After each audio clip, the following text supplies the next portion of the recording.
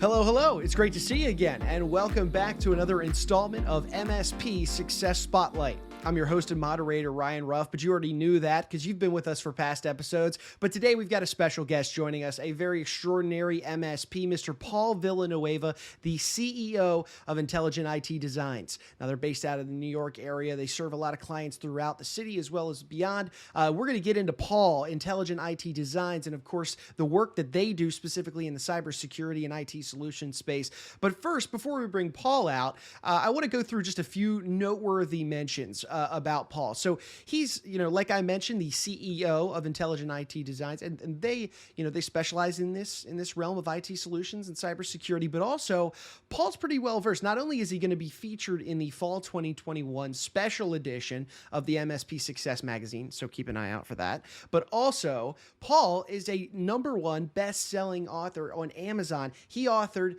On Thin Ice, a book that really encompasses this idea of cybersecurity as a whole and dives into just why it's so important. So in addition to him, having a #1 best-selling book on Amazon, to us, in our conversation today, we've got a lot to unpack, a lot to dive into in this realm of cybersecurity. So I'm excited to welcome aboard Mr. Paul Villanueva. Paul, great to see you this morning. How you doing?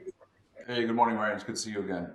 Good to see you as well. So, hey, we're privileged to have you aboard today, and I really want to get into, your background, your experiences in this space. And I think a good place for us to start today, Paul, would be if you could just kind of take us back to the beginning, really. Where did this passion, this love for IT solutions, computers, cybersecurity, where does this all really stem from? Talk to me about, your upbringing, what led you into this realm to begin with. So I think my passion from computers came from as my late teen years when my parents bought me my first computer. I was got that computer and fully immersed myself in it and learned as much as I could about it and decided that I loved it so much that I would go to school and I learned about electronics and technology and from there before finishing a degree in electronics engineering, I had already had my first technology job lined up waiting for me with IBM, and I went to work for the largest computer company in the world, supporting mid-range systems and supercomputers. And from there, my passion continued to grow. I moved from IBM. I moved into the banking industry on the IT side as an assistant IT manager for some time. Then I moved to consumer lending where I became an IT director, and basically there I was really involved. I became involved in the business. I learned about consumer lending, and then I designed technology-based solutions to make the business better. To make it compliant, to make it more efficient, to eliminate data redundancy, just to basically to streamline the business.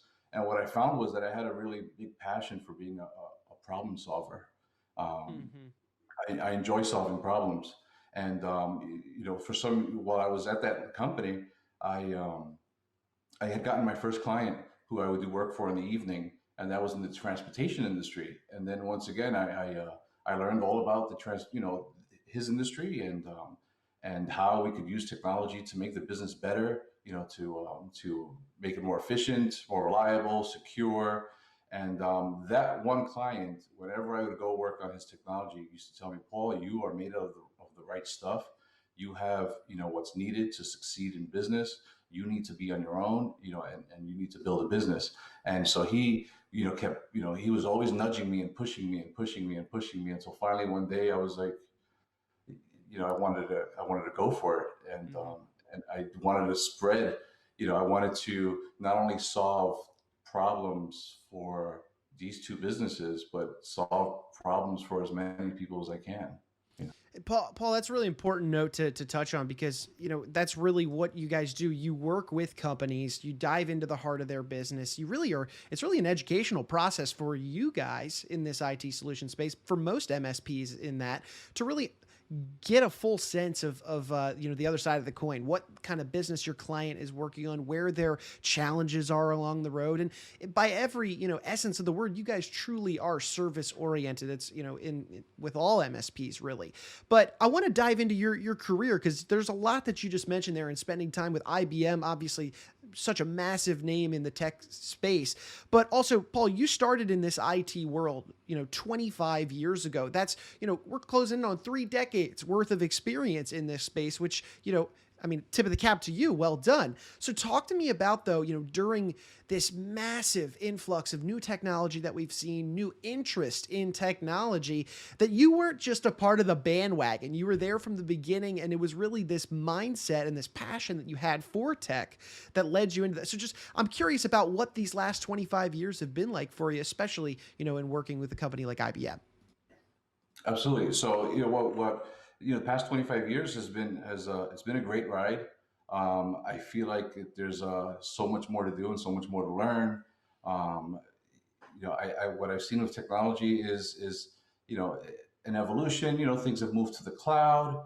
Um, you know, um, I think a lot of things have become services, but I think it's the biggest change is the demand for strong security. I think that's probably if I had to single out one item that's changed greatly, it's been that over the years. Many years ago, and you still hear about this today, where we meet with business owners regularly, and they're like, "Well, I have a family member that takes care of my IT, or we do it ourselves." So you encounter some resistance, in trying to get them as a client with respect to that. But what we're finding today is that's a recipe that's become a recipe for disaster. Mm-hmm. If you're self-serve, you're doing IT on your own, it's going to be problematic. You don't have, business owners who are not focused on technology, don't have the ability to keep up with all the changes and all the security requirements and all the vulnerabilities, all the things that can go wrong, all the demands for compliance and protection of data that are evolving very quickly. We spend a lot of time just trying to stay in front of it. Yeah, I don't see how a small business owner can kind of do it themselves anymore. I can imagine, and it's a lot to really bite off and chew for a small business when you've got so many things in the air that you're juggling, like running the business.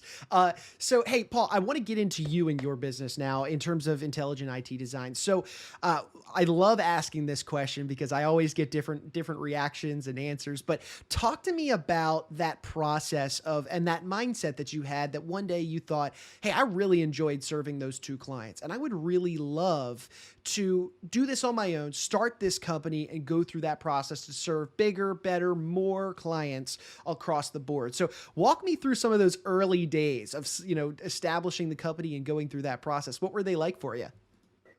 I think that, I mean, they were tough because what I learned was that I was an IT person and I was a good problem solver. So I had, two very fundamental necessary items, but I hadn't experienced, the full breadth of what it meant to be a business owner, and all the departments that I would have to be a part of to get a business running. Um, so that was a big learning curve. Sure. I was a great tech who loved serving and helping and solving problems. I had no idea how to market myself or sell myself or try to win business. Mhm. Um, so I think that those were some things that I had to learn. I remember very early, not having a lot of work to do, Sure. and saying, "Well, maybe this is not a good idea, and maybe I need to take a job." But things started slowly moving in the beginning. You get one client, you serve them well, that leads to referral. You serve them well, Yep. and you just keep serving well and showing up and being there, and doors start to open. And I think that's what happened for us. Doors, keep opening. We keep showing up and we keep serving people well, and doors keep opening. So we keep moving forward. I love that, Paul. So I think let's get into the company as it stands today. Talk to us, give us that high level overview on what your company does, Intelligent IT Designs, in terms of the services you provide for your clients, and then we can kind of get into the inner workings of these different conversation points. But tell us what you guys do on a regular basis. Sure. So on a regular basis, we provide clients with a variety of services. They include managed IT services. We do project work for clients, and we do security evaluations, assessments, security management. Those are some key areas that we work in. I think that what happens is that we meet with a prospective client, and we really want to know what's going on. We want to educate them and kind of discover where their weaknesses where the weaknesses are, where their potentials to operate more efficiently are. Maybe gain help them use technology to gain an advantage. So it's really kind of like we put our heads together, do a lot of discovery, and try to put some solutions together to make things better. I love that. At the end of the day, you guys are a client service oriented company. You want to obviously get into the inner workings of what they need from you and then put together a custom tailored plan. And that's such an important part of what a lot of, what you and your company does, as well as, some other MSPs out there. So speaking of those other MSPs, and this is a big theme that we like to hit on this show, is the secret sauce. What is it in your mind that separates your company from the rest of the pack and makes you guys truly unique, so that way your clients are having a truly indistinguishable experience when working with you and your company? Sure. I think one of the things that makes us different from our competitors, one thing may be my upbringing and where I grew up. I grew up in a very tough environment.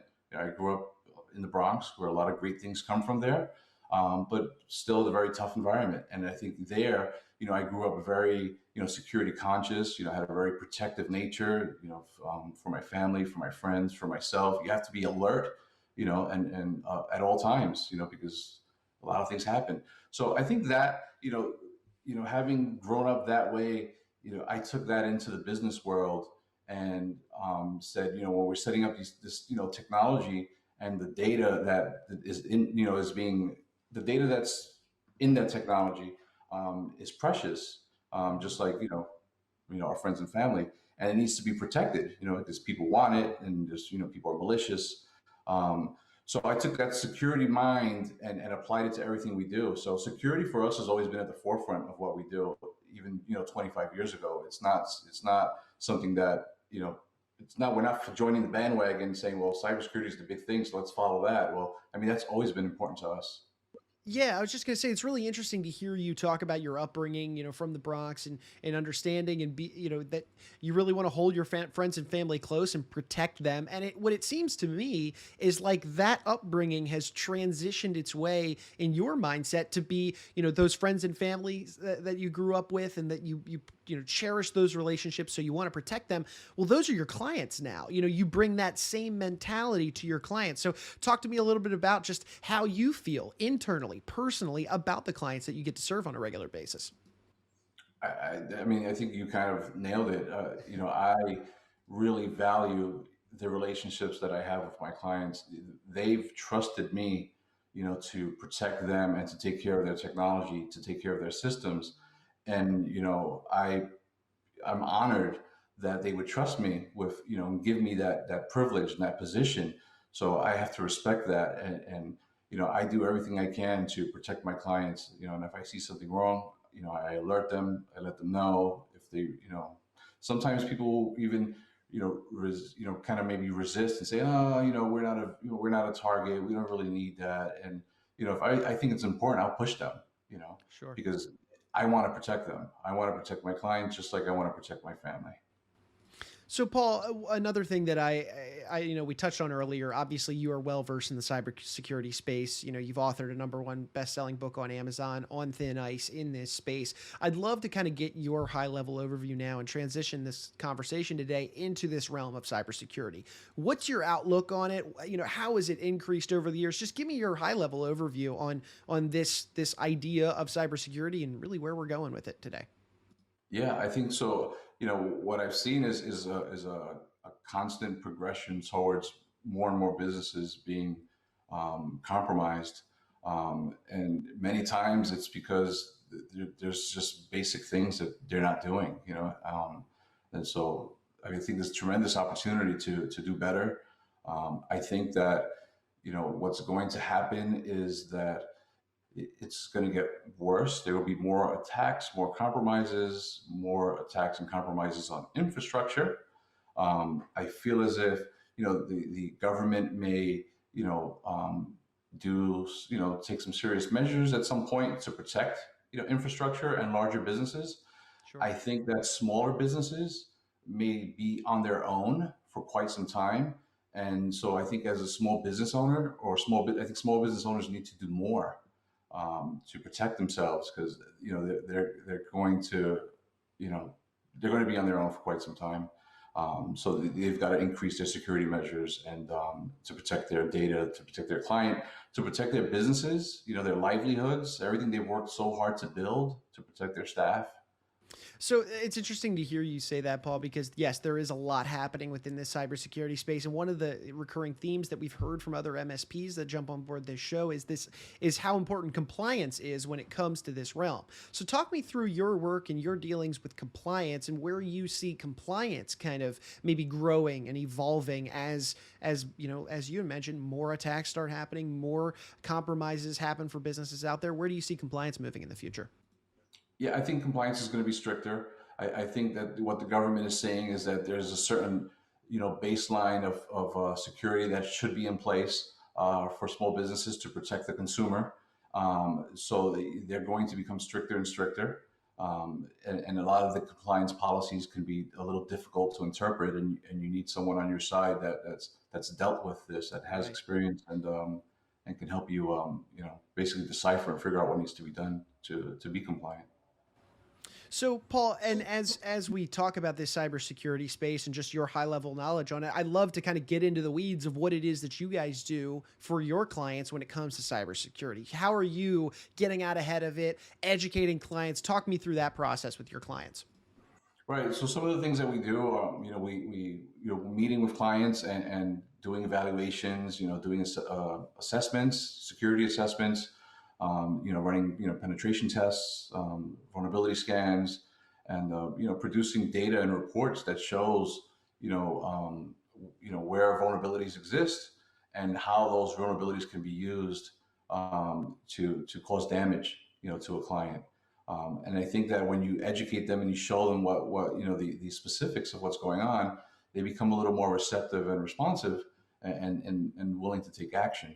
And when that happens, there's based on the systems that we have in place, there are a variety of tools, that we can put in place to close doors to hackers, to make sure they're not getting in, remove vulnerabilities, and additionally educate the end user is very important as well.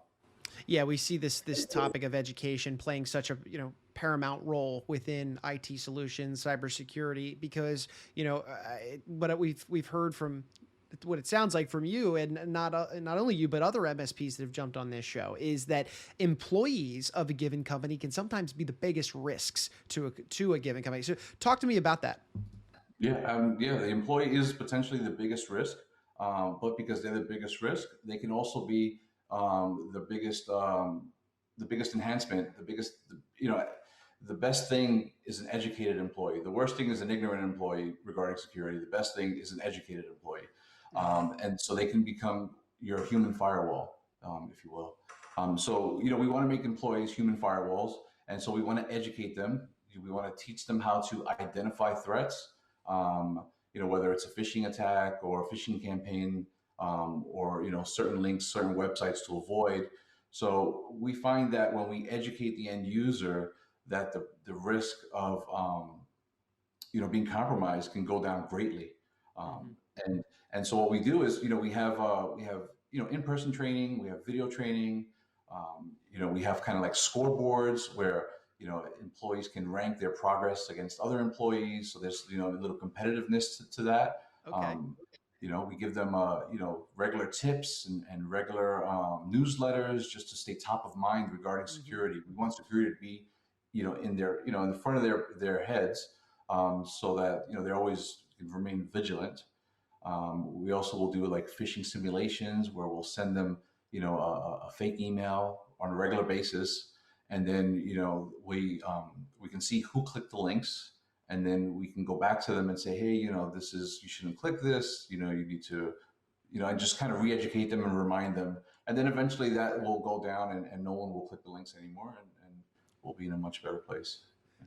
Paul, it's really interesting to hear you say that, and give us some detail on the educational efforts that you do for employees, because to what it sounds like to me is that you guys have this two-faceted approach where sure there are technical solutions that can be implemented, firewalls, 2FA, things like that, but also there's this education element that comes into play, which can, in some instances arguably be maybe even more effective, because if your employees are your greatest threat, you just mentioned they can also be your greatest asset. So I love hearing that you have this dual faceted approach. So that being said, I'd love to talk to you a little bit now about, that initial touch point maybe with a new client. So like, let's say you're called up, somebody reaches out to you guys and they're interested in learning more about your services, and you bring them in for, maybe a discovery meeting, an onboarding call, whatever that looks like. Talk me through what that meeting looks and feels like from the client's perspective, and how you guys carry that conversation to really,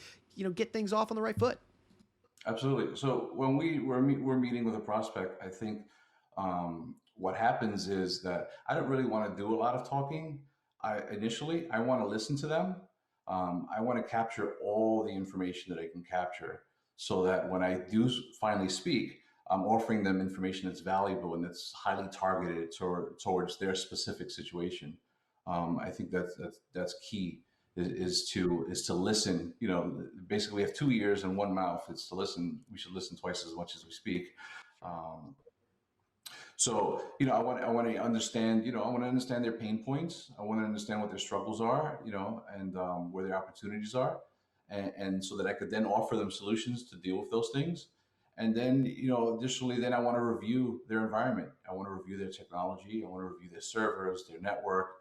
I want to review, what security is in place, and then from there make additional recommendations as to how to further protect them. But additionally, I want them to understand, what their vulnerabilities are, and what the risks are, because I think that information can be compelling, and also that information leads to action. Sure, absolutely. So Paul, for our audience, if anybody's listening, watching to our conversation today, and they're thinking to themselves, "Man, well, this sounds like a pretty solid plan of attack towards cybersecurity, IT solutions as a whole," and maybe they're interested in reaching out to you, to Intelligent IT Designs, to gain some more information, really kick things off, even just to have a conversation, see if that fits right. How would somebody go about doing that? Yeah, I think the easiest way is just to fill out the contact form on our website, intelligentitdesigns.com. And, that'll send us their contact information. And then from there, we can schedule a call or an in-person, whatever it is that's appropriate, and just, start talking, start the conversation, and see if we're a good fit for each other. Roger that. And obviously, we just threw up a link, but we can throw that up again one more time at the bottom of the screen for our viewers to check out. Again, the website being www.intelligentitdesigns.com to fill out that free consultation form.